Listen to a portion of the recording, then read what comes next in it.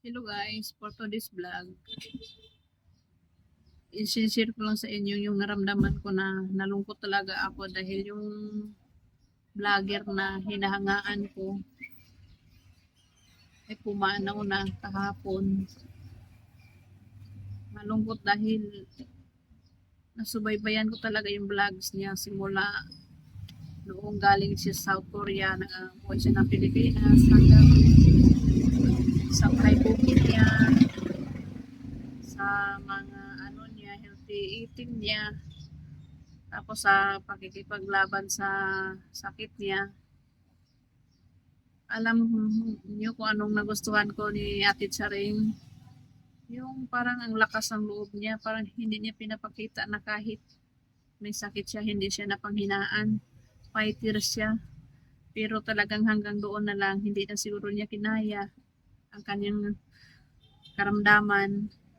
Pero noong bumalik yung sakit niya at nagpakimo siya dito pa lang sa Pilipinas, parang okay-okay pa yung naramdaman niya.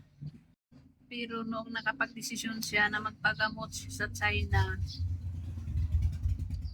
wala, ano yung katawan niya. Nung nasa China na siya, akala ko mas bubuti pa siya. Pero habang nasa ospital siya, nakita ko talaga yung parang unti-unting pagbabago sa katawan niya. Sabi ko, mas mabuti pa yung nandito siya sa Pilipinas kasi para pang ang lakas pa ng katawan niya. Tingnan niyo nung pag-uwi niya galing China, makikita mo sa mukha niya na parang nanghihina siya at saka yung mga braso niya lumiliit. Kaya parang hindi maganda ang nadulot na nagpagamot siya doon sa China. Sa opinion ko lang ha, sa nakikita ko lang, yun, nakakamiss yung mga vlogs niya. Kahit sa YouTube, sinabay-sabayan ko rin yung vlogs niya, ma-Facebook man. Napaka simpleng vlogger.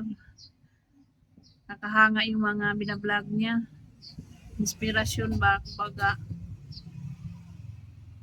Sayang nanghinayang ako dahil bata pa siya eh. Bata pa si Ate Charing.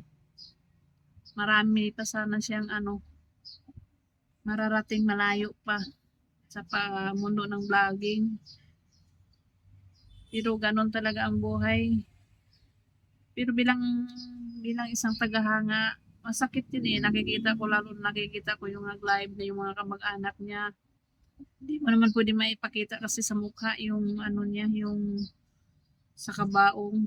Kikita mo lang, maramdam mo rin yung kasama ka kasi sa journey niya eh. Kasama ako sa journey niya sa vlogging kasi wala talaga akong pinalampas na niya vlog.